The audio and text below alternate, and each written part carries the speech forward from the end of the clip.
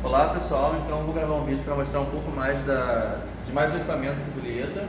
Esse é o equipamento M4 Tornado, também da Brooker. Ele é um equipamento de microfluorescência de raio-x.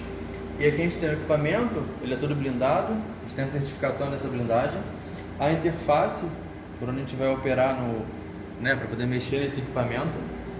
Ele tem a possibilidade de utilizar uma bomba de vácuo, ou seja, dentro dessa câmera a gente pode fazer vácuo. Esse vácuo vai melhorar, maximizar as medidas de baixo número atômico. E aqui, vou mostrar um pouquinho a parte de dentro, ele tem uma base. Ali eu já coloquei uma amostra que eu vou mostrar para vocês, já foquei ela para a gente ganhar tempo. A gente tem essa base, então ela mexe nas três dimensões, em X, Y e Z, é triaxial.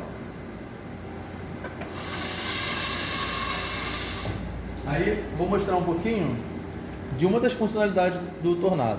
A gente pode fazer uma medida pontual na amostra, a gente pode fazer uma área, fazer um mapeamento em duas dimensões, e a gente pode fazer vários pontos, que é o multipoint. Bem, essa configuração que a gente está aqui mostrando agora, essa aqui é uma das amostras dessa medida, desse mapa. Tem um suporte, e aqui esse mapa especificamente de ferro. Essa amostra ela é um esferoide celular, fez parte da minha pesquisa da dissertação, do mestrado. Operou em 40 kV, 600 microampere, e estou utilizando um filtro aqui. O motivo do filtro eu já falo para vocês. Então aqui a gente tem o mapa por elemento, Os elementos que eu estava com interesse era cobre, ferro. Aqui eu estou mostrando para vocês o do zinco. Aqui a gente tem cálcio e aqui a gente tem uma noção do diâmetro dessa amostra, 100 micrômetros. Então de ponto a ponto ela tem cerca de uns 400 a 600 micrômetros. Tá? Então essa é uma das funções que o Tornado fornece para a gente. A gente pode sobrepor dois mapas, e ver a região que tem a maior intensidade. Esse equipamento também é equipado com uma câmera, e aqui ele tem duas funções, duas ampliações em 10x, 10 vezes. Então a nossa amostra é esse pontinho pequenininho aqui, para vocês terem noção de tamanho, e ampliada 100 vezes, ela fica assim um pouquinho maior, tá?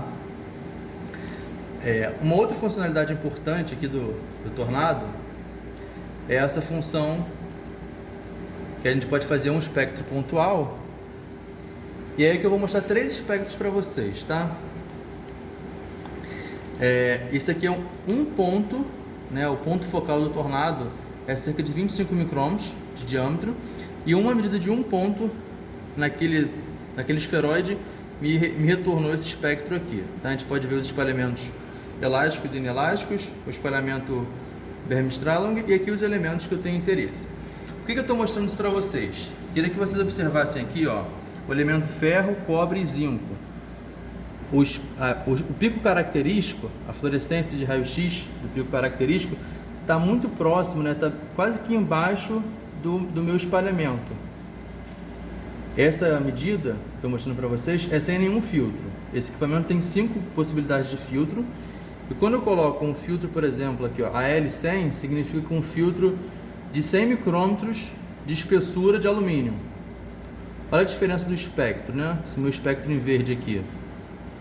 O que aconteceu? Aconteceu que esse filtro, ele limpou essa região, entre 4,5 e 6,5 kevs, Então esse filtro, ele atenuou os fótons de mais baixa energia, e isso aí maximizou que eu pudesse ver meus elementos ferro, cobre e zinco. E um outro filtro, ainda mais espesso, 630 micrômetros, o espectro ainda é mais atenuado ainda, tá? Isso a gente já falou um pouquinho na aula teórica.